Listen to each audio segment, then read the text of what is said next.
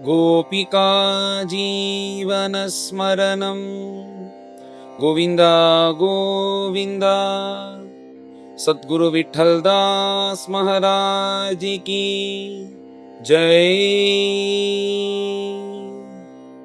ஸ்ரீயப்பதியான பிரபு லோகத்தை உத்தாரணம் பண்றதுக்காக தர்ம சம்ஸ்தாபனார்த்தாய சம்பவாமி யுகே யுகேன்னு அவதாரம் பண்றார். அப்படி அவதாரம் பண்ணும்போது தேவர்கள் எல்லாம் அந்த அவதாரத்துக்கு முன்னாடி ஒரு ஸ்தோத்திரம் பண்றது சம்பிரதாயம்.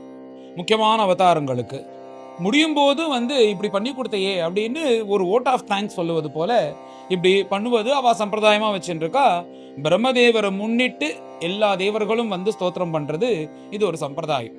அதே போல இப்ப பகவான் கிருஷ்ணாவதாரம் பண்ணி பூபார நிவர்த்திக்காக அந்த அசுரர்கள்லாம் மனுஷர்களா பிறந்ததுனால இவரே அர்ஜுனன் வைத்துக்கொண்டு பூலோகத்துல இருக்கக்கூடிய அத்தனை அசுரர்கள் மனிதர்களா பிறந்திருக்கிறவா எல்லாரையும் சம்ஹாரம் பண்ணிட்டு பூபார நிவர்த்தி ஆயிடுத்து. மேல தான் வைகுண்டத்துக்கு கிளம்பணும். இன்னும் சில காரியங்கள் மாத்திரம் இருக்கு, அதை முடித்து கொண்டு தன்னுடைய சொஸ்தானத்துக்கு போகணும்னு பகவான் நிச்சயிச்சுருக்கார். இந்த சங்கல்பத்தை தேவர்கள் தெரிந்து கொண்டு மேல அங்கேருந்து பிரம்மதேவன் அப்புறம் கீழே அந்தந்த லோகத்துல இருக்கிறவா எல்லோரும் கந்தர்வர்கள், சித்தர்கள், சாத்தியர்கள், வித்யாதரர்கள், யக்ஷர்கள், கிண்ணர்கள், கிம்புருஷர்கள், தேவர்கள் அத்தனை பேரும் பித்ருக்கள், அப்புறம் பிரம்ம ரிஷிகள், பிரஜாபதிகள் எல்லோரும் கிளம்பி வராலாம். இந்த பகவான இப்பேற்பட்ட காரியத்தை பண்ணாரே, இவரை ஸ்தோத்திரம் பண்ணணும். பூபார நிவர்த்தி பண்ணினார். பூபார நிவர்த்திக்கு முன்னாடி பூபார நிவர்த்திக்காக பிறக்க போறார்னு சந்தோஷமாக அப்ப எல்லோரும் ஸ்தோத்திரம் பண்ணா, இப்ப அதை விட பல மடங்கு சந்தோஷம் சொன்னதை சொன்னபடி பண்ணார். அது கிருதஜ்ஞத்தை தெரிவிக்கிறதுக்காக தேவலோகத்துல இருக்கக்கூடிய அத்தனை புஷ்பங்களையும் கூட கூடையாக அள்ளி கொண்டு துவாரகையில ஏகாந்தமா இருக்கக்கூடிய பிரபு இப்ப தேவர்களுக்கு அப்படி அனுகிரகம் பண்ணணும்னு உட்கார்ந்துருக்கார். அப்பொழுது அத்தனை தேவதா லோகத்துல இருக்கிற அந்த கல்பக விருட்சத்துல இருக்கக்கூடிய புஷ்பங்கள் எல்லாத்தையும் எடுத்துன்னு பகவானுடைய திருவடியில போட்டு சாஷ்டாங்கமா நமஸ்காரம் பண்ணி, பிரபு நாங்க என்ன பதில் பண்ண முடியும், உங்களுடைய கருணையினால இப்படி பூபார நிவர்த்தியை பண்ணேலே அப்படின்னு சொல்லிட்டு தேவர்கள் எல்லோரும் அந்த பகவானை குறித்து அற்புதமாக ஸ்தோத்திரம் பண்றா. மேல அதை பிரம்மனிஷ்டால் வர்ணிக்கிறார். இங்க மேல தேவர்கள் இந்த திரிமூர்த்திகளுக்கும் மேல கிருஷ்ணரை ஸ்தோத்திரம் பண்றாலும். சராச்சரமாத்மா இருக்கக்கூடிய இந்த பிரபஞ்சத்துல அசையும் பொருள் அசையா பொருள் எல்லோருக்கும் அந்தரியாமியாக இருந்து கொண்டு அப்பேற்பட்ட பிரபு உங்களை இந்த கண்ணு மூக்கு வாக்கு இதனால உங்களை அறிய முடியாதுன்றதுதான் வாஸ்தவம். ஆனா இத்தனை ஜனங்களுக்கும் அனுகிரகம் பண்ணணுன்றதுக்காக ஒரு மனுஷ ரூபத்தை எடுத்துக்கொண்டு ஏதோ கர்மாதீனமாக இருக்கிறது போல பூலோகத்துல இப்ப நீங்க வாழ்ந்துட்டு இருக்கிறதுனால நாங்களும் தியானத்தினால உங்களை வர்ணிக்க முடியாத அந்த பரபிரம்மஸ்வரூபமா இருக்கக்கூடிய உங்களை இப்ப இந்திரியத்தோட உங்களை வர்ணிப்பது போல நீங்களும் மனுஷனாக பிறந்ததுனால வர்ணிக்கக்கூடிய பாக்கியம் எங்களுக்கு இல்லைன்னா ஏது உங்களை வர்ணிக்க முடியும். அப்பேற்பட்ட பாக்கியத்தை எங்களுக்கு கொடுத்தேலே அதே பரபிரம்மஸ்வரூபம் தான் நீங்க பிறந்ததுனால எங்களுக்கு உங்களை இந்திரிய அதீதமா இருக்கக்கூடிய உங்களை இந்த மனசு வாக்க காயத்தினால ஸ்தோத்திரம் பண்ணக்கூடிய பாக்கியத்தை எங்களுக்கு கொடுத்ததுனால அப்பேற்பட்ட பிரபுவா இருக்கக்கூடிய உங்களுக்கு நமஸ்காரம் அப்படின்னு ஸ்தோத்திரத்துக்கு முன்னாடி ஒரு நமஸ்காரத்தை பண்ணிட்டு மேல இந்த ஸ்தோத்திரத்தை ஆரம்பிக்கிறார்கள் தேவர்கள். பரபிரம்மஸ்வரூபமா இருக்கக்கூடிய நீங்கள் உங்களுடைய ஆக்ஞையினாலதான் திரிமூர்த்திகள் உண்டாரார்கள். அந்த திரிமூர்த்திகள் உண்டாக்கி சத்வரஜஸ்தமோ குணங்களை அவலம்பிச்சு ஜகத்தை உண்டாக்குறதும் ஜகத்தை ரட்சிக்கிறதும் ஜகத்தை அழிப்புறதும் அதுக்கு காரியகாரண கர்த்தாவாக நீங்க இருக்கிறீர்கள். அப்படி அவர்களை உண்டாக்குறதுக்கு முன்னாடி அவ்யக்த மகத அகங்காரங்களை உண்டாக்கி பஞ்சபூதங்கள் பஞ்ச தன்மாத்திரைகள் இவைகள்லாம் உண்டாக்கி எல்லாத்தையும் கொடுத்து திரிகால சத்தியமாக எப்பொழுதும் இருக்கிறீர்களே, அப்பேற்பட்ட நீங்கள் தான் பூபார நிவர்த்திக்காக இப்படி அவதாரம் பண்றீர்கள்னு இந்த திரிமூர்த்திகள்னு சொல்லக்கூடிய பிரம்மா விஷ்ணு சிவனுக்கு மேல பரபிரம்மத்தோட சேர்த்து கிருஷ்ணரை பேசுறா. அதனாலதான் கிருஷ்ணன் வந்தே ஜெகத்குரும்னு பெரியோர்கள்லாம் சொல்லுவா. அப்படி கிருஷ்ணரை வர்ணிச்சுட்டு இப்ப நீங்க கர்மாதீனமாக இந்த ரெண்டு கை கிருஷ்ணனாக பிறந்து இப்படி ஏதோ சம்சார சுகத்துல அனுபவிச்சு கொண்டு இப்படி சுத்துவது போல தெரியும். ஆனா ஒரு பொழுதும் நீங்க இதுல அகப்பட மாட்டீர்கள். ஏன்னா உங்களை ஆசிரியிச்ச பக்தர்களுக்கே இதுல சம்சார வாழ்க்கையில இருந்தாலும் இதுல சம்பந்தப்படாம அவர்கள் வாழும் போது அப்பேற்பட்ட பிரபுவா இருக்கக்கூடிய நீங்கள் இதுல மாட்ட மாட்டீர்கள்ன்றது போல சொல்லிட்டு மேல இன்னொரு விஷயத்த சொல்றா. ஹே பிரபு, உன்னை அடையறதுக்கு எத்தனை மார்க்கங்கள் இருக்கு, எல்லாத்துக்கும் காரணம் மனசுதான். இந்த மனசை வச்சுதான் உன்னை அடைய முடியும். அந்த மனசை பரிசுத்தமாக்கணும். அந்த மனசை பரிசுத்தமாக்கணும்னா இது என்ன ஒரு பாத்திரமா, ஏதாவது ஒரு செம்பு பாத்திரம் இருக்குன்னா புளியை வச்சு தேய்க்கிறது போல அந்த மாதிரி ஏதாவது திரவியத்தை வச்சு மனசை தேய்க்க முடியாது. இந்த மனசை சுத்தி ஆக்கணும் தான் எத்தனையோ விஷயங்கள் இருக்கு. யோக மார்க்கங்கள் இருக்கு, கர்மானுஷ்டானங்கள் இருக்கு, வேதாந்தத்தை உட்காந்துட்டு அதை அவலம்பிச்சுட்டு இப்படி அப்படி பகவான பிரம்ம விசாரம் பண்ணி அடையிற எத்தனை மார்க்கங்கள் இருந்தாலும் இது எல்லாத்துக்கும் அடிப்படையாக நாங்க என்ன நினைக்கிறோம் அப்படின்னா, உங்களுடைய கதாமிருத ஸ்ரவணம் ரொம்ப ரொம்ப முக்கியம். நீ எந்த மார்க்கத்துல வேணாலும் போ, எதை வேணாலும் அவலம்பிச்சிரு, ஆனா இந்த பாகவதத்தை வச்சுக்கோ, இந்த கதாமிருத ஸ்ரவணத்தோட நீ எதுவா இருந்தாலும் பண்ணு. அப்பதான் உனக்கு முழு ஸ்ரேயஸை குடிக்கும், அந்த உண்மையான அர்த்தத்தை உன்னால அறிய முடியும். இதுதான் முக்கியமான மார்க்கம். அதனால கதாசிரவணத்தினால ஒத்தன் மனசுடைய பரிசுத்தி ஆறுது, வேற எதுலையும் ஆகாதுன்னு எங்களோட அபிப்பிராயமாக தோன்றது. அப்படி கதாமிருத சிரவணம் பண்ணுவதற்காகவே தான் இந்த பூலோகத்துல நீங்க பிறந்து அலாதியாக லீலைகள் பண்ணி, எதுக்கு இத்தனை லீலைகள் பண்ணியிருக்கேன்னா, பூபார நிவர்த்தி, கம்சவதம், சிசுபாலவதம், தந்தவக்திரவதம், ஷால்வவதம் இவால சம்ஹாரம் பண்றதுக்காக நீங்க பிறந்தீர்கள்னு எல்லோரும் சொன்னாலும், இப்படி நீங்க பண்ணியிருக்கிறீர்கள்னு அப்படி நீ எல்லாரும் பின்னாடி அனுபவிக்கணுமோன்னு இந்த பகவத்குணத்தை அது எல்லோரும் அனுபவிக்கிறதுக்காக தான் நீங்க அவதாரம் பண்ணீர்கள். ஆகையினால இந்த கதைகள்லாம் அடிக்கடி அடிக்கடி அடிக்கடி கேட்டு கேட்டு இந்த மனசை எப்போ ஒரு செம்பு பாத்திரத்தை புளி போட்டு தேய்ச்சா பல ஆகுமோ, அந்த மாதிரி பகவத்குணம் கேட்டா மனசு பல ஆயிடும். அது நமக்கே தெரியறதோனோ.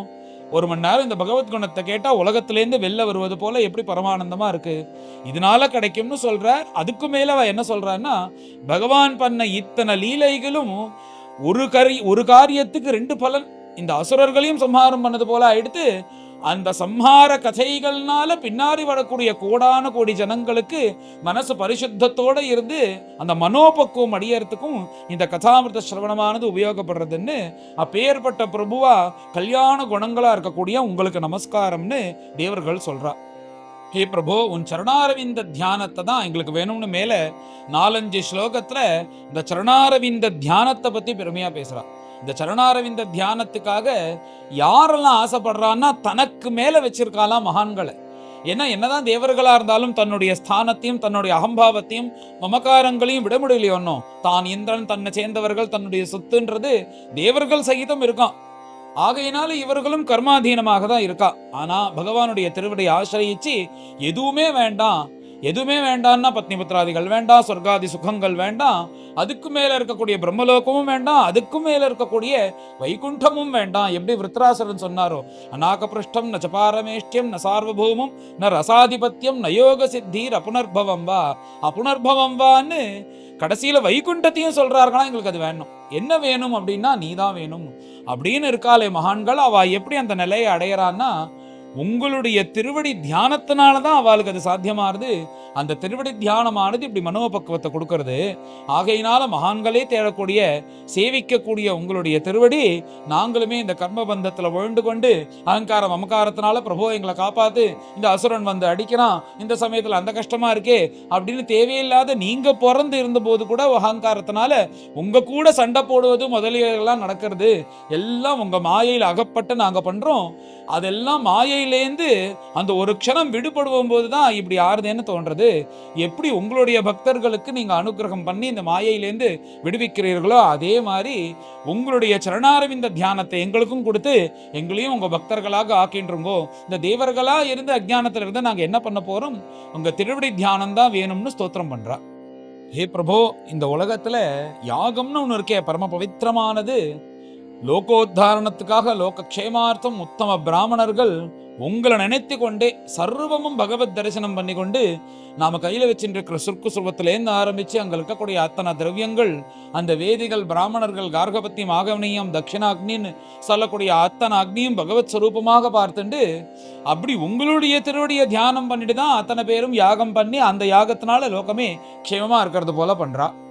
அடுத்தது யோகாபியாசம். யோகிகள் கேட்கவே வேண்டாம். தியானம்னு வரும்போது முதல்ல தியானாய மனசச்ச தியேய சதா பரிபவக்னம் அபீஷ்டதோகம்னு அவர் சொன்னது போல வந்தே மகாபுருஷதே சரணாரவிந்தம்னு எல்லோரும் ஆரம்பிக்கிறது சரணாரவிந்தத்திலேருந்து தான். சஞ்சிந்தையத் பகவத சரணாரவிந்தம்னு இந்த சரணாரவிந்தத்தை தியானம் பண்ணி தான் யோகிகளும் அந்த ஸ்திதியை அடைகிறார்கள், க்ஷேமத்தை அடைகிறார்கள். அடுத்ததாக பரம பாகவதோத்தமர்கள் பக்தி மார்க்கத்தை அவலம்பிச்சு உங்க மேல கானம் பண்ணி கொண்டு உங்களிடத்துல அனவரத்தமும் உங்களுக்கு சமர்ப்பணம் பண்ணி மனசு வாக்கு காயம் இத்தனையும் உங்களுக்கு சமர்ப்பணம் பண்ணி உங்களை திருவடி ஆசிரியிச்ச அந்த துளசிய எடுத்து அவளும் சாப்பிட்டு எல்லோருக்கும் பிரசாதமாக கொடுத்து அந்த துளசியினால் அர்ச்சனை பண்ணி உங்களுடைய திருவடியை அனவரத்தமும் தியானம் பண்ணி அவ க்ஷேமத்தடையரா. அப்பேற்பட்ட திருவடி நீங்கள் என்ன பண்றீங்கன்னா, வைகுண்டவாசியா இருக்கக்கூடிய பிரபு உங்களுடைய இத்தனை பக்தர்கள் இருக்கால, அவ எல்லாரும் சேர்ந்துட்டு உங்களுக்கு வனமாலையை கட்டணும்னு சொல்லிட்டு அந்த பூ வச்சுட்டு மாலை கட்டணும்னு கட்ட ஆரம்பிக்கிறா. அப்படி மாலை கட்டின்ண்டே இருக்கும்போது உங்களை நினைச்சுட்டே அந்த மாலை கட்டுறதுனால அதனுடைய அளவானது பெருசா ஆயிடுறதான். பகவான் இப்படி நிக்கிறாருன்னா வனமாலைன்னா அந்த புஜத்திலேருந்து ஆரம்பிச்சு அப்படியே இறங்கி அந்த பாத பரியந்தம் இருக்குமா. இந்த பக்தர்கள் பகவான் நினைச்சுட்டே கட்டும்போது இந்த கோபிகைகள்லாம் அந்த பிருந்தாவனத்துக்கு அவர் மாடு மேய்க்க போகும்போது வனமாலை தானே கட்டி போடுறா, அந்த மாதிரி பக்தர்களும் போடுறாளாம் பகவானுக்கு. அப்படி கட்டும்போது அவ அளவு தெரியாம நிறைய கட்டிடுறாளாம். அப்படி பகவானுடைய குணத்துல லயிச்சு அப்படி பகவான் அதையும் சேர்த்துட்டு சுத்துறார். அப்படி கழுத்துல அது இருக்கும்போது அது என்ன ஆறுதுன்னா இந்த புஜத்திலேருந்து ஆரம்பிச்சு அப்படியே கீழே இறங்குறதா. அப்படி இறங்கிண்டே வரும்போது பார்த்தா கரெக்டா எந்த இடத்துல உயர்ந்த ஸ்தானத்துல மகாலட்சுமி அந்த வக்ஷஸ்தலத்துல உட்காந்துருக்காலோ அதுக்கு பக்கத்துல அந்த வனமாலையானது வருதான். அந்த வனமாலையை பார்த்து லக்ஷ்மி தேவிக்கு பொசங்கிறதான். நான் எவ்வளோ கஷ்டப்பட்டு நிறைய தபஸ் பண்ணி அப்புறம் பிரபுவை அடையணும்னு சொல்லிட்டு க்ஷீராப்தியில அதுல வேற பலாயிரக்கரச வருஷங்களா இருந்து அப்புறம் என்னை கடையும் போது 8வது வஸ்துவா வந்து அந்த மார்பில் ஏறி உக்காரணும்னு கஷ்டப்பட்டு நான் வெளில வந்து பிரபுவனுடைய அந்த மார்பில் ஏறி உக்காண்டிருக்கேன். இந்த வனமாலையை பாரு, ஏதோ பக்தர்கள் கட்டினான்றதுக்காக சுலபமா வந்து இந்த பகவானுடைய கழுத்துல வந்து உக்காண்டிருதே, எனக்கும் இதுக்கும் ஒரே ஸ்தானமா அப்படின்னு அந்த வனமாலையை பார்த்து லக்ஷ்மி தேவியே வந்து கொஞ்சம் பொறாமப்படுறாலாம் தன்னுடைய சக்கலத்தி போல. எனக்கு உள்ள ஸ்தானமும் இதுக்குள்ள ஸ்தானமும் ஒன்னா, நான் எவ்வளவு கஷ்டப்பட்டு இந்த இடத்துக்கு வந்திருக்கேன், பக்தர்கள் கட்டினான்றதுக்காக தூக்கி ஒரு போட்டுருவாரா மார்பிள்னு சொல்லிட்டு அந்த வனமாலையை பார்த்து கோபிச்சுக்கிறாளாம். அப்படி பக்தாபிமானியா இருக்கக்கூடிய பிரபு அவர்களுக்கு ஏன் இந்த பாக்கியம்னா அவர்கள் உன் திருவடியை தியானம் பண்ணிட்டு தானே இந்த வனமாலையை பண்றா. அப்படி உன்னுடைய திருவடியை ஆசிரியிச்சவா எல்லோருக்கும் க்ஷேமத்தை கொடுக்கிறிய பிரபு. அப்படி உன்னுடைய திருவடியும் நாங்க ஆசிரியிச்சு தெரிஞ்சோ தெரியாமலோ எங்களுக்கும் அஜ்ஞானமானது இருக்கணும், சுத்த சத்த குணத்தோட நாங்க இருக்கோம்னு பேரே தவிர எங்களுக்கும் அகங்காரம் அமகாரங்கள்லாம் முழுக்க ஒழிஞ்சது போல தெரியல. ஆகையினாலதான் இந்த பதவிகள்லாம் வேணும்னு சுத்தின் இருக்கும். உங்களுடைய திருவடி ஆசிரியிச்சு எங்களுக்கும் அஜ்ஞானத்தை போக்கு அப்படின்றது போல தேவர்கள் பிரார்த்திச்சுன்னு வரா. ஏ பிரபு, உன்னுடைய திருவடி என்னென்ன பண்ணோம்னு நாங்க பார்த்திருக்கோமே. அப்படியே வந்து அந்த மகாபலி கிட்ட போகும்போது எங்க நிமித்தமாக சின்ன கால அந்த சரணத்தை காமிச்சு ஒரு க்ஷண மாத்திரத்துல இந்த பூமியே அளக்கிறது போல அவ்வளோ பெரிய திருவடியா ஆக்கினேலே. அந்த திருவடியோடைய மகிமை எங்களுக்கு தான் தெரியும். அது நினைச்சா அனோரணியான்னு அணுவுக்கு அணுவாகவும் ஆக முடியும், மகதோ மகியான்னு உலகத்திலே இருக்கக்கூடிய பெரிய பெரிய நட்சத்திரங்களுக்கு விட பெரிய நட்சத்திரங்களாக அந்த திருவடியானது ஆக முடியும்னு நாங்க பார்த்தோமே. அப்பேற்பட்ட திருவடி. இந்த திருவடியை ஆசிரியிச்சவா எல்லோருக்கும் பார்த்தா அதுக்கு என்னன்னா இன்னாருக்கு தான் அனுகிரகம் பண்ணணும், இன்னாருக்கு தான் அனுகிரகம் பண்ணணும்ன்றதே கிடையாதான். இது தேவனா இருந்தாலும் சரி, அசுரனா இருந்தாலும் சரி, நீச்சனா இருந்தாலும் சரி, சண்டாளனா இருந்தாலும் சரி, மிருகமா இருந்தாலும் சரி, ஒரு ஜந்துவா இருந்தாலும் சரி, யாருக்கா இருந்தாலும் இந்த சரணாரவிந்தத்தை ஆசிரியிச்சன்னா அவளுக்கு க்ஷேமத்தை கொடுக்கும்ல. அப்பேற்பட்ட சரணாரவிந்தத்தை நாங்களும் ஆசிரியிக்கிறோம். ஆனா துஷ்டர்களா மாத்திரம் இருந்துட்டு எந்த பக்தர்கள் இந்த சரணாரவிந்தத்தை ஆசிரியித்தவர்களுக்கு மாத்திரம் இவர்கள் யார் வந்து அவளுக்கு இடைஞ்சல் பண்றாளோ, அவளுக்கு கஷ்டத்தை கொடுக்கிறார்களோ அவர்களை உண்டு இல்லைன்னு ஆக்கிடும் உங்களை சரணாரவிந்தம். அப்பேற்பட்ட சரணாரவிந்த ஸ்பரிசத்தினால எல்லோரும் பாவனமாகிறார்களே, எங்களுக்கும் அதை கொடுத்து நீங்க பாவனமாக்கணும் அப்படின்றது போல தேவர்கள் சொல்றா. இந்த உலகத்திலே பெரிய பதவியா இருக்கு பிரம்மதேவன் தானே. பிரம்மதேவன் கிட்டேந்து ஆரம்பிச்சு எறும்பு பரியந்தம் எல்லோருக்கும் பார்த்தா கர்மா இருக்கான் அப்படின்னு தான் தேவர்கள் சொல்றா. இப்ப பிரம்மதேவருக்கும் கர்மானாலதான் அவருமே பிரம்ம பதவியில இருக்கான்றது போல சொல்றா. அப்படி இருக்கும்போது எல்லோருக்கும் பகவான் தான் வந்து தேரோட்டியா இருக்காராம். அத்தனை பேர்களும் எல்லாம் கர்மாதீனமாக எப்படி வந்து ஒரு மாட்டு வண்டியில ஒரு மாடு பூட்டப்பட்டிருக்கோம் அந்த மாதிரி கோடிக்கணக்கான மாடுகள் போல கோடிக்கணக்கான ஆத்மாக்கள் அத கர்மா அப்படின்ற ஒரு கயரை வச்சுட்டு அந்த மாடை ஓட்டுவராக பகவான் இருக்காராம் மேல. அப்படி ஓட்டுன்னு போயிறையே அப்படி கர்மாவை வைத்து கொண்டு இத்தனை பேரையும் வந்து கோடிக்கணக்கான பேரை இந்த ஜனனமன பிரவாகத்தை இருந்து கொண்டு இப்படி அழிச்சுன்னு போற. அதுல நாங்களும் வந்துட்டு இருக்கோம். இப்ப எங்களையும் ஸ்தோத்திரம் பண்ணுவது போல பண்ணது உன்னுடைய சரணாரவிந்தம். அப்பேற்பட்ட சரணாரவிந்தத்துக்கு நமஸ்காரம். உன்னை வந்து எப்படியாவது வசீகரணம் பண்ணணும்ன்றதுக்காக இந்த 3 லோகத்தையும் ஜெயிச்ச உன்னுடைய புத்திரனா இருக்கக்கூடிய மன்மதனே இந்த கிருஷ்ணாவதாரம் எடுத்ததுக்கு அப்புறம் உள்ள நுழையணும்னு வரானா அந்த மன்மதன். அப்படி துவாரகைக்கு வரானா. இந்த மன்மதன் எப்படி உள்ள நுழையுமா? ஒரு அழகான ஸ்திரீ மூலியமாக தானே உள்ள நுழையுமா. ஒரு ஸ்திரீகளுக்கு அழகான பெண் மூலியமாக தானே உள்ள நுழைய முடியும். மன்மதனுடைய சேஷ்டை இப்படிதான் இருக்கும். ஸ்திரீ மூலியமாகவோ புருஷன் மூலியமாகவோ அவர் உள்ள நுழைய முடியும். இப்ப பகவானோ வந்து அஷ்டமகிஷிலை விவாகம் செய்து கொண்டு 16,000 ஸ்திரீகளோட இந்த துவாரகையில இருந்துட்டு இருக்கார். இப்ப இத்தனை ஸ்திரீகளையும் பார்த்தா ஏதோ காம இச்சைக்காக ஒவ்வொரு நாளைக்கு ஒவ்வொருத்தி கூட சௌக்கியமா இருக்கணும்ன்றதுக்காக அப்படி பண்ணின்றது போல தெரிஞ்சுட்டு மன்மதன் இது மூலியமாக உள்ள புகுந்து கிருஷ்ணரையும் ஜெயிச்சிடலான்னு உள்ள வரான். ஆனா இங்க வந்து பார்த்தா 16,000 ரூபத்தை எடுத்துட்டு இவர் இப்படி குடும்பம் நடத்துறத பார்த்து அவனே ஆச்சரியமாயிட்டானா, அவனுக்கு அங்க வேலை இல்லையாம். அப்படி இல்லாத போல கிருஷ்ணர் பண்ணிட்டார். இந்த மன்மதனை யாராலையும் ஜெயிக்க முடியாது. அப்பேற்பட்ட மன்மதனை ஏதோ யோகி மாதிரி இருந்துட்டு ஜெயிக்கல, 16,000 ஸ்திரீகளையும் விவாகம் செய்து கொண்டு நீங்க மன்மதனை ஜெயிச்சதுதான் இங்க ஆச்சரியம். அப்பேற்பட்ட கிருஷ்ணாவதார மூர்த்தியா இருக்கக்கூடிய நீங்கள் அவதாரம் பண்ணி இப்படி லீலைகள் பண்ணேலே எங்களுக்கு அனுகிரகம் செய்யணும்ன்றது போல தேவர்கள் ஸ்தோத்திரம் பண்ணிட்டு வரா. இப்படி எல்லாம் ஸ்தோத்திரம் பண்ணி கடைசியாக பிரபு உங்கள்னால உங்க மூலியமாக 2 விதமான சௌக்கியத்தை உலகத்துல இருக்கிறவா அடையறா, நாங்களும் அடையறோம். என்னன்னா உங்களை சரணாரவிந்த அந்த சம்பந்தத்தினால உண்டான தீர்த்தங்கள்னால அவ தன்னுடைய பாபத்தை போக்கிக்கிறா, சரீரத்தை உள்ள அழுக்கையும் போக்கிக்கிறா. என்னன்னா பகவானுடைய திருவடியிலேருந்து தானே கங்கை பிரவகிச்சு ஓடுறா. இப்படி எல்லா தீர்த்தங்களும் பகவத் ஸ்வரூபமாக இருக்கு. அங்க போய் ஸ்நானம் பண்ணுவதனால சர்வ பாபங்களும் போறது, சரீரத்தில் இருக்கக்கூடிய அந்த அழுக்கும் போறது. அடுத்தது உங்களுடைய கதாமிரதமா இருக்கக்கூடிய அந்த கதாமிரதத்தை வைத்துக்கொண்டு எல்லோருக்கும் என்ன பண்றாருன்னா, இந்த ஸ்ரோத்ர இந்திரியம்னு ஒண்ணு இருக்கே, இந்த காது வழியாக அது உள்ள போய் மனசுல இருக்கக்கூடிய அத்தனை பாபத்தையும் போறது. உங்க மூலியமாக 2 தீர்த்தங்கள் கிடைக்கிறது. ஒரு தீர்த்தம் என்னன்னா அந்த ஜலமாகிற தீர்த்தம் உங்களுடைய பாதஸ்பர்சத்தினால, அதனால அதுல ஸ்நானம் பண்ணி எல்லோரும் பாவனமாகிறார்கள். ஆகையினால அது மூலியமாக க்ஷேமத்தை அடைகிறார்கள். சரீரத்தில் இருக்கக்கூடிய அழுக்கெல்லாம் போறது. உங்களுடைய பகவத் குணத்தினால மனசுல உள்ள அழுக்கெல்லாம் போறது. எப்படி எல்லா விதமாகவும் லோகத்தில் இருக்கிற ஜனங்களுக்கு அனுகிரகம் பண்ணி கொண்டு அப்படியே இருக்கக்கூடிய பிரபுவான உங்களுக்கு நமஸ்காரம். உங்களுடைய திருவடி ஸ்பர்சமும் உங்களுடைய திருவடி தியானமும் எங்களுக்கு அனவரதமும். நீங்க எத்தனை அவதாரங்கள் எடுத்தாலும் உங்க கூட அந்த பக்தியானது உங்களிடத்தில் எங்களுக்கு வரணும்ன்றது போல தேவர்கள் ஸ்தோத்திரம் பண்ணி பூர்த்தி பண்றா. இதுல தேவர்கள் ஸ்தோத்திரம் பண்ணி பிரம்மதேவர் எல்லாரும் சேர்ந்துதான் இதை பண்றா.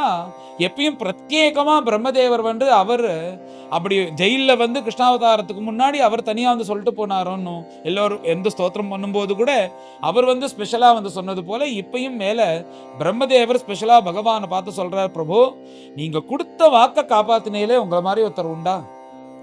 நீங்க பிறக்க போறேன்னு சொன்ன உடனே அந்த பூமி தேவி எவ்வளவு சந்தோஷப்பட்டா. ஏதோ நான் பிறந்து பூபார நிவர்த்தி பண்றேன்னு சும்மா இந்த பேச்சை சொல்லிட்டு அப்புறம் பிறந்து அது காரியம் பண்ணாலா என்னையால் அவாளை கேட்டாதான் தெரியும். அது எப்படி தெரியும்னா, இப்ப பணம் கொடுக்குறேன்னு சொல்லிட்டு ஒருத்தர் சொல்லிட்டு அப்புறம் அது கொடுத்தாலா இல்லையான்னு அவளுடைய பிரசன்னத்துவம் அவ இருக்கிறத வச்சு கண்டுபிடிச்சிடலாமோன்னு. இவன் ஒழுங்கா அவ கூட இருக்கானா, ஒழுங்கா அவ கேட்டது கொடுத்தானா இல்லையான்னு. அப்படி இவன் கேட்டது கொடுத்தான்னா அவ சந்தோஷமாக ஆனந்தமா இருப்பா. கேட்டது கொடுக்கலன்னா அவன் முகம் இன்னும் வாடினது போலதானே இருக்கும். அப்படி பூமி தேவியை பார்த்தா தெரியறது நீங்க பூபார நிவர்த்தி பண்ணிட்டேன்னு. இதுல 2 ஆச்சரியம். ஒரு காரியத்துக்காக ஒரு பக்த இப்படி வந்து கேட்டா அவளுக்கு 2 விதமான பலனை நீங்க கொடுத்தேன். என்னன்னா பூபார நிவர்த்திக்காக உங்களை வந்து ஸ்தோத்திரம் பண்ணும்போது அத்தனை அசுரர்களையும் சம்ஹாரம் பண்ணி பூபார நிவர்த்தி பண்ணதுனால பரம சந்தோஷம். இது மாத்திரம் பண்ணாதபடிக்கு எல்லா இடத்துலையும் உங்களுடைய திருவடி படுவது போல இந்த பூமி முழுக்க சஞ்சாரம் பண்ணி எப்பப்பெல்லாம் உங்க திருவடி படுறதோ அப்பப்பெல்லாம் வந்து பூமிக்கு ரோமாஞ்சம் ஏற்பட்டு அப்படி சந்தோஷப்படுறாலாம். எப்பேற்பட்ட பிரபு அவர் மனுஷனாக வந்து பூலோகத்துல என் மேல காலை வச்சு நடக்கிறாரேன்னு அப்படி பரம சந்தோஷப்படுறாளாம். இது ஒரு லீலை கூட உண்டு. இந்த கிருஷ்ணர் வந்து இந்த வெண்ணப்பால் திருடுற சமயத்துல ஏதோ சில கோபிகைகள் எல்லாத்தையும் அவர் திருடினாலும் கொஞ்சம் வெண்ணப்பால் தேரோண்டி பாக்கி இருக்குமா. அதை வந்து அவ வந்து வெண்ணெய் வாங்கலையோ வெண்ணெய், பால் வாங்கலையோ பால்னு வித்துன்னு போவாலாம். ஏதோ இருக்கிற கொஞ்ச நெஞ்சமும் அதையும் விடமாட்டாராம் அவர். இப்படி மதுரைக்கு போற வழியில வித்துண்டே போயிட்டு இருக்கும் போது அங்க ஒரு மரத்தடியில குழந்தைகளோட நின்று அங்கேருந்து வருவாராம். வந்து அவ போகும்போது திட்டின்றே போவாலாம். நிறைய வண்டியா எடுத்துன்னு போய் விற்கிறதுக்காக போகிற நம்மள இப்படி 2 பானையில எடுத்துன்னு போற மாதிரி பண்ணிட்டானே, நாளைக்கு வரட்டும் அங்க கையை ஒடிக்கணும் கண்ணை நோண்டணும்னு இப்படி பேசின்னு இருக்கிறவா இப்படி கிருஷ்ணரை இங்க பாப்பாலாம் போற வழியில கிருஷ்ணான்னு உருகிடுமா. அப்படி உருகின உடனே இப்ப திருடெல்லாம் மாட்டாராம். வந்து நேர்மையா வந்து எனக்கு கொஞ்சோண்டு வெண்ணெய் தாயே அப்படின்னு வரான். இப்படி வெண்ணெய் தாயேன்னு கேட்டா இத்தனையும் அவர் தான் தின்னிருக்கார். ஏற்கனவே வயர் முழுக்க பெருசா புள்ளையார் சதுரத்தில் இருக்கிற புள்ளையார் மாதிரி இருக்கு. ஆனாலும் இப்படி கேட்ட உடனே அவளுக்கு ஆசையா இருக்குமா. அவனே கோபிகைகள் என்ன பண்ணுவாலாம், இப்படி சும்மா அவனுக்கு வெண்ணெய் கொடுக்காதபடிக்கு அவனை ஏதாவது ஆட வைக்கணும்னு ஆசைப்பட்டு அந்த கிருஷ்ணரை பார்த்து, சும்மா எல்லாம் வெண்ணெய் கொடுக்க முடியாது, நீ ஏதாவது ஆடு, உனக்கு நான் வெண்ணெய் தரேன், முதல்ல நீ எவ்வளோ வெண்ணெயை கொடுப்பேன்னு சொல்லு, அந்த வெண்ணெய்க்கு ஏற்ற மாதிரி நான் ஆடுறேன். சும்மா என்ன ஒரு மணி நேரம் பரதநாட்டியம் ஆட விட்டுட்டு ஒரு கொட்டா பாக்க வெண்ணெய் எடுத்து கொடுத்தேன்னா அப்புறம் சரி வருமா? உன்னுடைய அந்த அளவு என்னன்னு சொல்லு, அதை நான் பார்த்துட்டு மேலே வந்து நான் அதுக்கு ஆடுறேன் அப்படின்னு கிருஷ்ணர் சொல்லுவார். அப்படி சொல்லிகிட்டே இருக்கும்போது அந்த கோபிகையும் வந்து ஒரு எலுமிச்சம்பழம் பழத்துக்கு அந்த வெண்ணெயை எடுத்து கையில் வச்சுன்னு இப்படி நிற்பாலாம். அதை பார்த்த உடனே ஓ இதுவான்னு சொல்லிட்டு பகவான் அப்படியே என்ன பண்ணுவார்னா, 2 காலையும் ஊனி வச்சுட்டு இருக்காரு ஒன்றும், அப்படி அதை பார்த்த உடனே அந்த வெண்ணெயை கொடுன்னு ஒரு கையில் வாங்கிட்டு ஒரு கையில் ஒரு வெண்ணெயை வச்சுட்டு ஒரு பாதத்தை தூக்கி இன்னொரு பாதத்தை கீழே வச்சுட்டு இப்படி கையை இந்த மாதிரி ஒரு சாச்சிண்டு இந்த அவசரத்தில் இந்த பொசிஷனில் காமிச்சிட்டு இப்படி எப்படியும் ஒய்யாரமாக இப்படி 2 தடவை ஆடிட்டு கையை இறக்கிட்டு வரோம். இப்படி இறக்கிட்டு உடனே அந்த கோபிகை என்ன நர்த்தனம் ஆடுறேன்னா, ஒரு கை எலுமிச்சம்பழம் இருக்கிற அளவுக்கு அந்த வெண்ணெய் வேற வாங்கிட்டு சும்மா ஏதோ இப்படி காமிச்சிட்டு நிறுத்திட்டியே அப்படின்னு கேட்டா, ஆமாம் நீ கொடுத்த இந்த எலுமிச்சம்பழம் வெண்ணெய்க்கு நான் ஒரு நாள் முழுக்கவா ஆட முடியும், இவ்வளோதான் அப்படின்னு சொன்னா அப்படின்னு சொல்லிட்டு இப்படி ஒரு சரித்திரம் இந்த கோவிந்த தாமோதர ஸ்தோத்திரத்தில் வரும். விக்ரேத்து காமா கில கோபகன்யா முராரி பாதார்பித்த சித்த விருத்தின்னு ஒரு ஸ்லோகத்தில் வரும். இப்படி பண்ணும்போது அப்பேற்பட்ட அந்த கிருஷ்ணரூபத்தை பார்த்து எல்லாரும் சந்தோஷப்படுறார்களாம். எப்படி வேணுகானத்தை பார்த்து நிரியோக பாசகத்த லட்சணியோர் விசித்திரம்னு அங்க இருக்கக்கூடிய மரம், செடி, கொடிகள், மலைகள், ஜந்துக்கள், பசுக்கள், சிங்கம், புலி, மயில்கள் எல்லாம் சந்தோஷப்பட்டதோ அந்த மாதிரி கிருஷ்ணர் இப்படி இந்த ரூபத்துல இப்படி கையில வெண்ணெயை வச்சுட்டு ஒரு கையை இப்படி வச்சுட்டு ஒரு காலை தூக்கி மற்றொரு காலை உண்டி இப்படி இந்த அவசரத்துல நிற்கும் போது கோபிகைகள்லாம் சொக்கி போறா, கோப குழந்தைகள் சொக்கி போறா. அந்த மரங்கள்லாம் சைதன்யத்தோட சந்தோஷப்படுறது, ஒருத்தி மாத்திரம் வருத்தப்படுறாளாம். என்னன்னா பூமி தேவி வருத்தப்படுறாளாம். நம்ம மேலேயே 2 திருவடி எப்பயும் பட்டுண்டே இருந்தது, இந்த எலுமிச்சம்பழம் அளவுக்கு ஒரு வெண்ணெயை கொடுத்துட்டு நம்ம கிட்டேந்து ஒரு பாதத்தை பறிச்சிட்டாலே அப்படின்னு பூமி தேவி மாத்திரம் வருத்தப்பட்டா, பாக்கி எல்லோரும் சந்தோஷப்பட்டான்னு இப்படி ஒரு லீலை. ஏன்னா அந்த ஏன் இதை சொல்றேன்னா, பூமி தேவி அப்படி பகவானுடைய ஸ்பர்சத்தினால அவ்வளோ சந்தோஷப்பட்டாலாம். பூபார நிவர்த்திக்காக வைகுண்டவாசியை போய் பிரார்த்தனை பண்ணின உடனே அவர் அவதாரம் பண்ணி பூபார நிவர்த்தியும் பண்ணி தன்னுடைய சரண ஸ்பர்சனத்தால எப்பொழுதும் பரமானந்தம். ஏதோ வந்து சில மணி நேரங்கள் கிடையாது, 120 வருஷம் பகவான் இருந்து அப்படி ஒரு அனுகிரகம் பண்ணியிருக்காரோன்னு அதை கண்டு பூமி தேவியை பார்த்தா தெரியறது, அவ முகத்துல தெரியறது அவருடைய பிரசன்னத்தை, நீ எப்படி அனுகிரகம் பண்ணியிருக்கேன்னு. அப்பேற்பட்ட பிரபுவா இருக்கக்கூடிய உங்களுக்கு நாங்கள் என்ன பண்ண முடியும்னு பிரம்மதேவர் பிரத்யேகமாக இப்படி ஒரு கிருதஜ்ஞத்தை தெரிவிக்கிறார் கிருஷ்ணருக்கு. அப்படிலாம் ஸ்தோத்திரம் பண்ணி பிரம்மதேவர் கடைசியா, பிரபு நீங்க பிறந்து 120 வருஷம் ஆறுது, உங்களுடைய காரியங்கள் எல்லாம் ரொம்ப சரியாக எப்படி செய்யணுமோ அப்படி அற்புதமாக செய்தீர்கள், மேல உங்க காரியம் எல்லாம் முடிஞ்சிருது. எப்படி பூபார நிவர்த்திக்காக நீங்க அவதாரம் பண்ணீங்களோ அதே போல நீங்க இந்த மனுஷ சரீரத்தை விட்டு எப்பயும் இருக்கக்கூடிய வைகுண்ட ஸ்தானத்துக்கு வந்து நீங்க வரணும், உங்களை வந்து நாங்க எப்போதும் போல ஸ்தோத்திரம் பண்ணிட்டு பரம பாக்கியத்தை அடையணும்னு அந்த பாக்கியத்தை எங்களுக்கு கொடுங்கோ, மேலே இந்த அவதாரத்தை பூர்த்தி பண்ணிக்கோங்கோ அப்படின்றது போல இந்த பிரம்மதேவன் முதலியவர்கள்லாம் ஸ்தோத்திரம் பண்றார்கள். கிருஷ்ணனுடைய சங்கல்பமும் அதுதானே. இப்படி பிரம்மதேவரும் தன்னுடைய ஸ்தோத்திரத்தை பண்ணி முடிச்ச உடனே பகவான் அத்தனை தேவர்களையும் பார்த்து சந்தோஷப்பட்டு பிரம்மதேவரை பிரதானமாக வைத்துக்கொண்டு, என்ன பிரம்மதேவரே நீங்கள் எப்படி விஞ்ஞாபிச்சேலோ, நீங்க எப்படி வந்து லீலைகள்லாம் பண்ணிட்டு நான் வாழணும்னு நீங்க எப்படி நிச்சயித்தேலோ அதே மாதிரியே நான் எல்லாம் செய்தேன்னு இந்த கிரெடிட்டை முழுக்க பிரம்மதேவருக்கு கொடுக்கறானா. ஏன்னா அவர் தானே சிருஷ்டிகர்த்தா, அவருடைய ஆக்ஞையினால தானே எல்லாம் நடக்கிறது, ஆகையினால அவர் சொல்லிதான் எல்லாம் நடக்கிறதுன்றது போல இந்த கிரெடிட்டை முழுக்க பிரம்மதேவருக்கு கொடுத்து, அப்பேற்பட்ட நீங்க சொல்லுவது போல எல்லாம் சரியாக நடந்தது. இப்போ மேல கிருஷ்ணாவதாரம் முடிகிற காலம் வந்தாலும் கூட இந்த யாதவர்கள் அழிக்க வேண்டிய காரியமானது இருக்குன்னு இந்த யாதவர்கள்லாம் மேல திமிரு கொண்டு இருக்கார்கள். என்ன ஆசிரியச்சதுனால இவாளை வந்து அழிக்கணும், பிராமண சாபமும் சித்தமா இருக்கு, இந்த காரியங்கள்லாம் முடிச்சுட்டு வரேன்னு எல்லாம் பகவானால உண்டாக்கப்பட்டது. எப்போ பகவானுக்காக காரணபூதர்களா வந்தார்களோ அவர்களும் வந்து அந்தந்த சமயத்துல நாசமானும், எப்படி துவாரகையும் வந்து அழிஞ்சு போனும், பகவானுக்காக உண்டானது முழுக்க அவர் கூட எல்லாமே சமணமாகணும்ன்றது பகவத் சங்கல்பம். அதனால மாயையினால நல்லவர்களா இருக்கக்கூடிய யாதவர்களுக்கு கெட்ட புத்தி வந்து பிராமண சாபம்லாம் வருவது போல ஒருத்தர் அடிச்சுட்டு அவரவர்கள் காலமாகுவது போல பகவன் மாயை அது பண்ண போறது. ஆகையினால என் மாயினால இவ எல்லாரும் அழிய போறா, அதனால சில காரியங்கள் இருக்கு, இது முடிச்சுட்டு அவசியம் நீங்க சொல்லுவது போல வைகுண்ட ஸ்தானத்துக்கு வர போறேன் அப்படின்னு சொல்லிட்டு பகவானும் அத்தனை தேவர்களையும் பிரம்மதேவரையும் பார்த்து சந்தோஷமாக சொன்ன உடனே அத்தனை தேவர்களும் பிரம்மதேவரோட சேர்ந்துட்டு அவரவர்கள் தன்னுடைய ஸ்வஸ்தானத்துக்கு போறா. இப்படி துவாரகையில எழுந்துட்டு இருக்கும் போது இந்த பிராமண சாபம், இந்த அரிஷ்டங்கள் ஒரே துஷ்சகுணமா இருக்கான் துவாரகையில முழுக்க. அப்படி பார்க்கும்போது சில பெரியவர்கள்லாம் நேரா வந்து கிருஷ்ணருக்கு நமஸ்காரம் பண்ணி இந்த சாப விஷயத்தெல்லாம் சொல்லி, இந்த சாபமானது இப்படி வந்திருக்கே, ஏன் இப்படி துர்புத்தி வந்திருக்கே எல்லாருக்கும் தோணி இருக்குன்னு தெரியல. சில பேர்கள் வந்திருக்கலாம் பெரியவர்கள் மேலே வந்து எங்களுக்கு நாங்கள் இங்கே இருக்கிறதுலே எங்களுக்கு இஷ்டமா இல்லை, ஏன்னா ஒரே துஷ்யகுணமா இருக்கு, எல்லாரும் பார்த்தா துஷ்டர்களா இருக்கா. சில பேர்கள் மாத்திரம் அதுல விவேகத்தோட அவ என்ன பண்றா அப்படின்னா, பிரபு உங்களுடைய அனுகிரகத்தினால நாங்கள் இங்கேருந்து கிளம்பிடுறோம், பிரபாச தீர்த்தம்னு பக்கத்துல இருக்கே அங்க போறோம், அந்த தீர்த்தத்துல போய் ஸ்நானம் பண்ணி தெரிஞ்சோ தெரியாமலோ இவா செஞ்ச பாப்பம் இந்த பிராமண சாபம் எங்களுக்கும் வந்து இருக்கு, அதனால அதை போக்கிக்கிறதுக்காக அந்த பிரபாச தீர்த்தத்துக்கு போய் நிறைய யதேஷ்டங்களாக தானத்தை கொடுத்து, எப்பேற்பட்ட தீர்த்தம் அப்படின்னா அந்த தீர்த்தத்துக்கு சந்திரனே வந்து சாபத்தை போக்கின்னு இருக்கானா. ஏன்னா சந்திரனுக்கு ஒரு சாபம் தக்ஷ பிரஜாபதி கொடுத்தார் ஒரு தப்பு பண்ணதுனால. இந்த பாபத்தை எப்படி போக்கிக்கிறதுன்னு தெரியல. ஏன்னா தக்ஷ பிரஜாபதி ஒரு பிராமணனா இருக்கிறதுனால அந்த பிராமண சாபத்தை பிரபாச தீர்த்தத்துக்கு வந்து இந்த சந்திரன் வந்து விரதங்கள் அனுஷ்டானங்கள் பண்ணி பிராமணர்கள் எல்லோருக்கும் போஜனம் பண்ணி யதேஷ்டமாக தானங்கள் கொடுத்து ஸ்நானம் பண்ணி எப்படி தன்னுடைய பாபத்தை போக்கின்றாரோ தக்ஷனுடைய சாபத்தை, அதே போல இந்த பிராமண சாபத்தை நாங்கள் எல்லோரையும் உங்களுடைய அனுகிரகத்தினால கிளம்பி போய் பிரபாச தீர்த்தத்துல தங்கி போக்கிக்கிறோம்னு சில வயோவிருத்தர்கள் விஷயத்தை தெரிந்து கொண்டு அங்கேருந்து பகவான்கிட்ட விடை பெற்று கொண்டு கிளம்புறார்கள். பகவானும் அவளை ஆசீர்வாதம் பண்ணி அனுப்புறார். இவ்வாறு இந்த பெரியோர்கள்லாம் கிளம்பினதுக்கு அப்புறம் துவாரகையே அல்லோல கல்லோல பட்டுன்னு இருக்கு. இது உத்தவர் பார்த்தார், நேரா கிருஷ்ணர்கிட்ட வந்துட்டார். இதை அவரால் பார்க்க முடியல.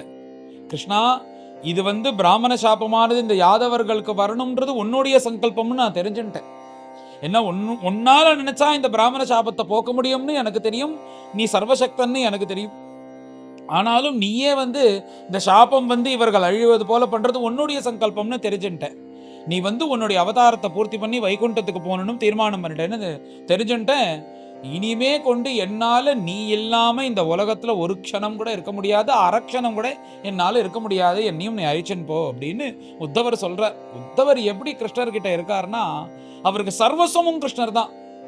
அப்படி உத்தவர் கூட கிருஷ்ணர் நடந்து வந்தா அது உத்தவரா கிருஷ்ணரான்னு பார்க்கறதுக்கே தெரியாதான். ஏன்னா அந்த கிருஷ்ணனை அனுஸ்மரணம் நினைச்சு நினைச்சு நினைச்சு கிருஷ்ணர் போலவே இருக்கணும், கிருஷ்ணர் கூடவே இருந்து கொண்டு கிருஷ்ணர் கட்டின வஸ்திரத்தை கட்டி கொண்டு கிருஷ்ணர் சாப்பிட்ட மிச்சத்தை சாப்பிட்டு கொண்டு கிருஷ்ணருக்கு பாத சேவை இதெல்லாம் பண்ணி கொண்டு கிருஷ்ணருக்கு தாசிய பக்தி பண்ணி கொண்டு கிருஷ்ணருக்கு சாரதி இல்லாத போது ரதம் ஓட்டுறது, கிருஷ்ணருக்கு நண்பனா இருந்து கிருஷ்ணருக்கு எல்லாம் நல்லதெல்லாம் சொல்றது, அப்புறம் கிருஷ்ணருக்கு மந்திரியாக இருந்து கொண்டு மந்திராலோசனைகள் எல்லாம் சொல்றது எல்லாம் தசமஸ்கந்தத்துல பார்த்தமே.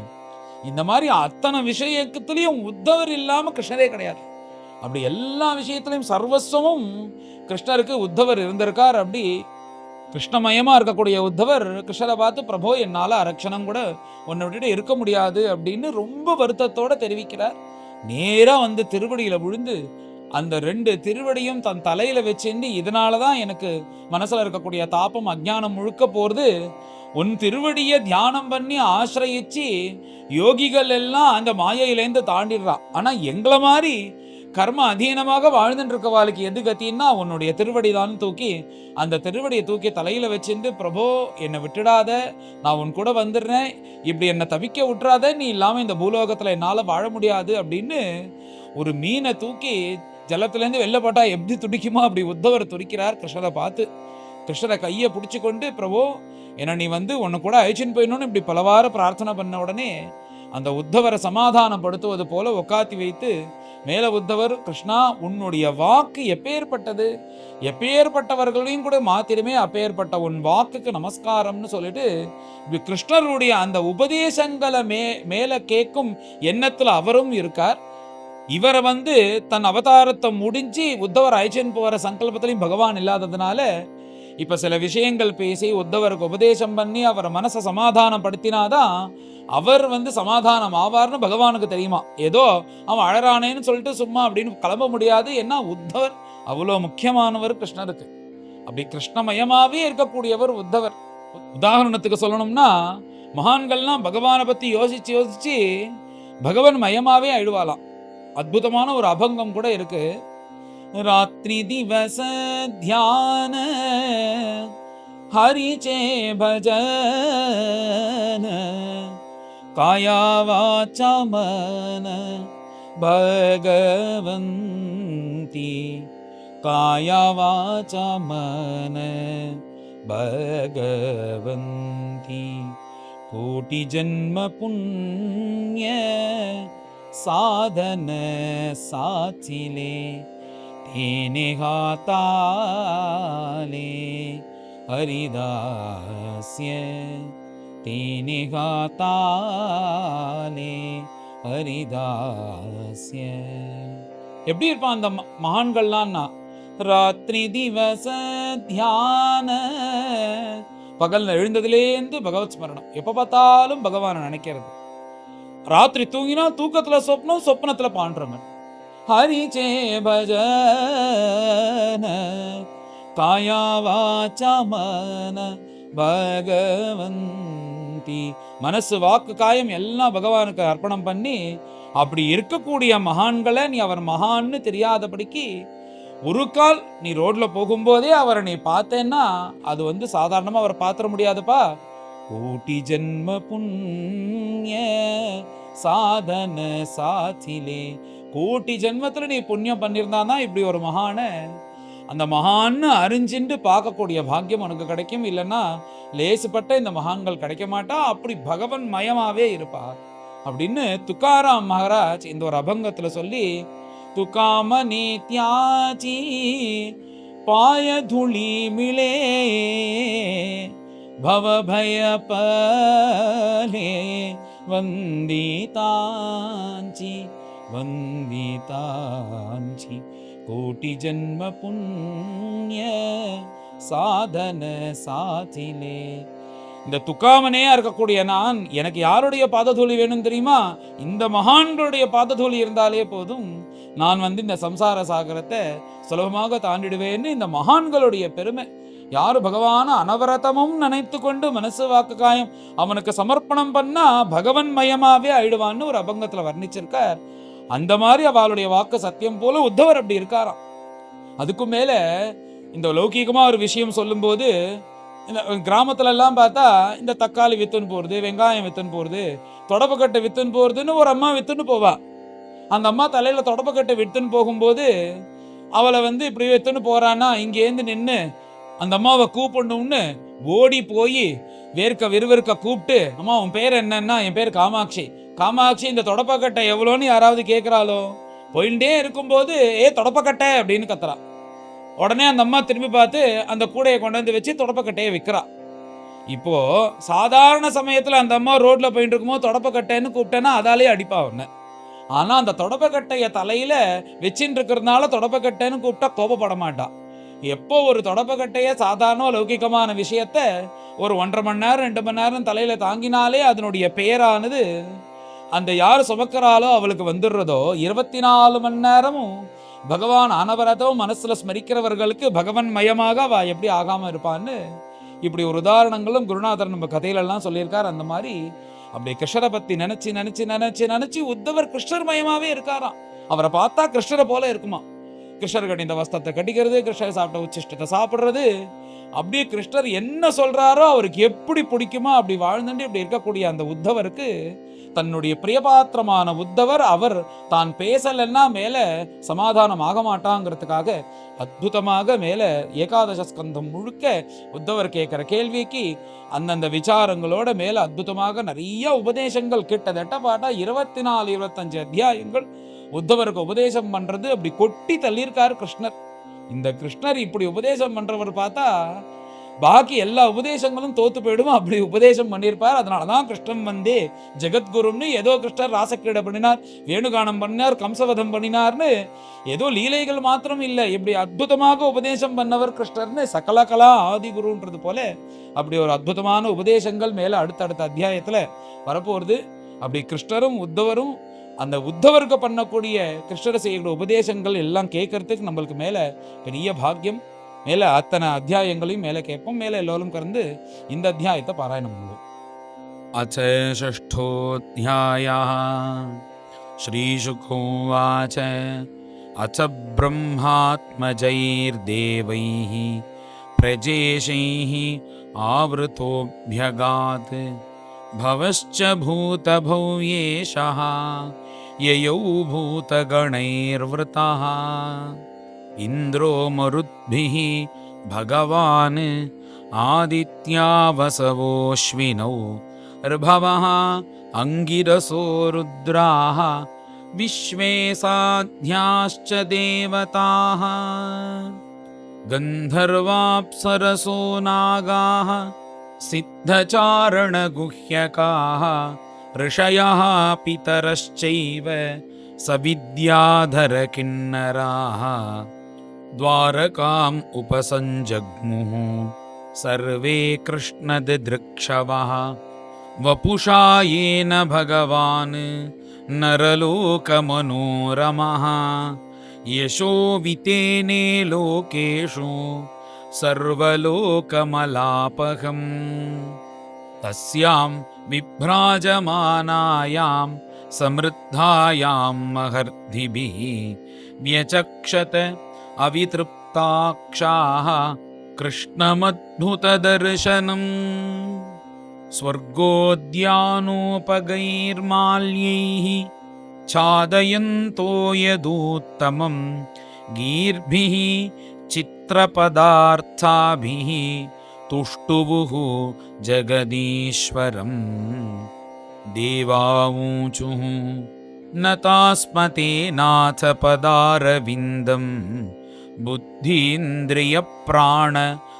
बुद्धीन्द्रियप्राणमनोवचोभिः यच्चिन्त्यते अन्तर्हृदि भावयुक्तैः मुमुक्षुभिः कर्ममयोरुपाशात् त्वं मायया त्रिगुणया आत्मनि दुर्विभाव्यं व्यक्तं सृजसि अवसि लुम्पसि तद्गुणस्थः नैतैर्भवान् अजितकर्मभिरज्यते वै यत्स्वे सुखे अव्यवहिते अभिरतो अनवद्याः शुद्धिर्नृणां न तु तथेड्य दुराशयानां विद्याश्रुताध्ययनदान तपः क्रियाभिः सत्त्वात्मनां ऋषभते यशसि प्रवृद्ध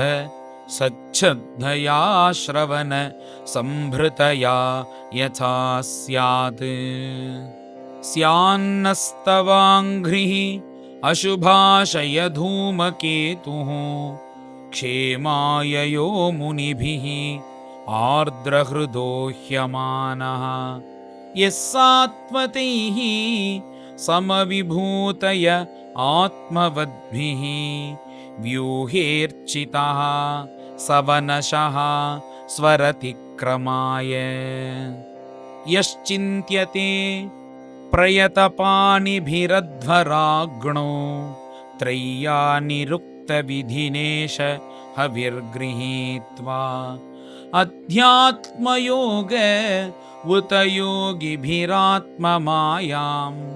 जिज्ञासुभिः परमभागवतैः परीष्टः पर्युष्टया तव विभो वनमालयेयं संस्पर्धिनी भगवती प्रतिपत्निवत्श्रीः यः सुप्रणीतम् अमुयार्हणमाददन्नो भूयात् सदाङ्घ्रिः अशुभाशय धूमकेतुः केतुस्त्रिविक्रमयुतः त्रिपतत्पताको यस्ते भयाभयकरो असुरदेवचम्वोः स्वर्गाय साधुषु खलेषु इतराय भूमन् पादः पुनातु भगवन् भजतामघं नः न स्योतगाव इव यस्य वशे भवन्ति ब्रह्मादयः तनुभृतो मिथुरर्द्यमाणाः कालस्य ते प्रकृतिपूरुषयोः परस्य शं नस्तनोतु चरणः पुरुषोत्तमस्य। अस्यासि हेतुः उदयस्थितिसंयमानाम् अव्यक्तजीवमहतामपि कालमाहुः। सोऽयं तृणाभिः अखिलापचये प्रवृत्तः कालो गभीररय उत्तमपूरुषस्त्वम्। त्वत्तः पुमान् समधिगम्य यया स्ववीर्यं धत्ते महान्तमिव गर्भममोघवीर्यः। सोऽयं तयानुगत आत्मन आण्डकोशं हैमं ससर्ज बहिः आवरणैरुपेतम्।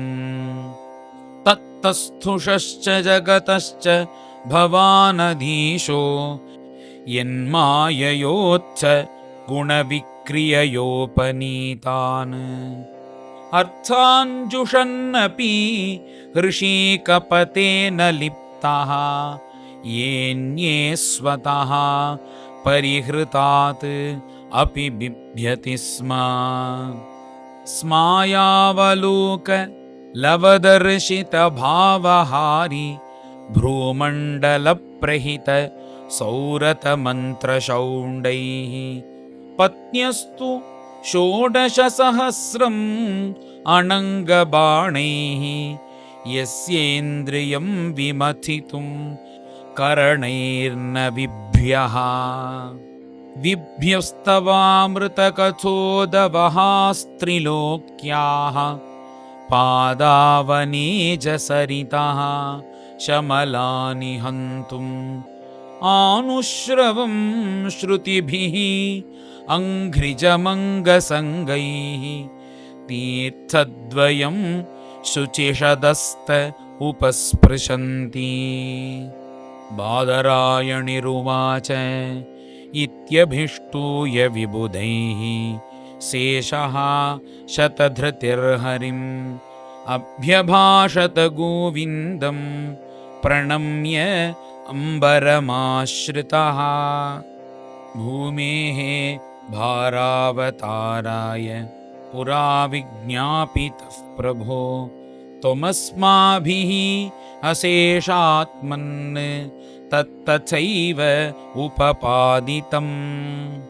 धर्मश्च स्थापितः सत्सु सत्यसन्धेषु वै त्वया कीर्तिश्च दिक्षु विक्षिप्ताः सर्वलोकमलापः। अवतीर्य यदोर्वंशे बिभ्रद्रूपम् अनुत्तमं कर्माणि उद्दामवृत्तानि हिताय जगतो अकृताः। यानि ते चरितानीशा मनुष्याः साधवः कलौ शृण्वन्तः कीर्तयन्तश्च तरिष्यन्ति अञ्जसातमः। यदुवंशे अवतीर्णस्य भवतः पुरुषोत्तमा शरच्छतं व्यतीयाय पञ्चविंशाधिकं प्रभो। नाधुना ते अखिलाधारा देवकार्यावशेषितं कुलं च विप्रशापेन नष्टप्रायम् अभूत् इदम्। ततस्वधाम परमं विशस्व यदि मन्यसे सलोकान् लोकपालान्नः पाहि वैकुण्ठकिङ्करान्। श्रीभगवानुवाच अवधारितमेतन्मे यदात्स विबुधेश्वरा कृतं वः कार्यमखिलं भूमेः भारोवतारितः। तदिदं यादवकुलं वीर्यशौर्यश्रियोद्धतं लोकं जिघृक्षत रुद्धं मे वेल एव महार्णवः यद्यसंहृत्य दृप्तानां यदूनां विपुलं कुलं गन्तास्मि अनेन लोकोऽयम् उद्वेलेन विनङ्क्ष्यति इदानीं नाश आरब्धः कुलस्य द्विजशापतः यास्यामि भवनं ब्रह्मन् एतदन्ते तवानघा श्रीशुक उवाच इत्युक्तो लोकनाथेन स्वयंभूः प्रणिपत्यतं सह देवगणैर्देवः स्वधाम समपद्यता अथ तस्यां महोत्पातान् द्वारवत्यां समुत्थितान् विलोक्य भगवानाह यदुवृद्धान् समागतान् श्रीभगवानुवाच एते वै सुमहोत्पाताः व्युत्तिष्ठन्तीह सर्वतः शापश्च नः कुलस्यासीत् ब्राह्मणेभ्यो दुरत्ययः नवस्तव्यम् इहास्माभिः जिजीविषुभिः आर्यकाः प्रभासं सुमहत्पुण्यं यास्यामः अद्यैव माचिरम् यत्र स्नात्वा दक्षशापात् गृहीतो यक्ष्मणोडुराट् विमुक्तः किल्बिषात् सद्यः भेजे भूयः कलोदयम् वयं च तस्मिन्नाप्लुत्य तर्पयित्वा पितॄन् सुरान् भोजयित्वा शिजो विप्रान् नानागुणवतान्धसा तेषु दानानि पात्रेषु श्रद्धयोक्त्वा महान्ति वै वृजिनानि तरिष्यामो दानैः नौभिरिवार्णवम् श्रीशुक उवाच एवं भगवतादिष्टा यादवाः कुलनन्दना गन्तुं कृतधियः तीर्थं स्यन्दनान् समयूयुजन् तन्निरीक्ष्य उद्धवो राजन् श्रुत्वा भगवतोदितं दृष्ट्वा अरिष्टानि घोराणि नित्यं कृष्णम् अनुव्रतः विविक्त उपसंगम्य जगताम् ईश्वरेश्वरं प्रणम्य शिरसा पादौ प्राञ्जलिः तमभाषत उद्धव उवाच देवदेवेश योगेश पुण्यश्रवणकीर्तना संहृत्यैतत् कुलं नूनं लोकं संत्यक्ष्यते भवान् विप्रशापं समर्थोऽपि प्रत्यहन्न यदीश्वरः नाहं तवाङ्घ्रिकमलं क्षणार्धमपि केशव त्यक्तुं समुत्सहेनाथ स्वधाम नय मामपि तव विक्रीडितं कृष्णा नृणां परममङ्गलं कर्णपीयूषम् आस्वाद्य त्यजति अन्यस्पृहां जनः शय्यासनाटनस्थान स्नानक्रीडाशनादिषु कथं त्वां प्रियम् आत्मानं वयं भक्ताः त्यजेमहि त्वयोपभुक्तस्रग्गन्ध वासो अलङ्कारचर्चिताः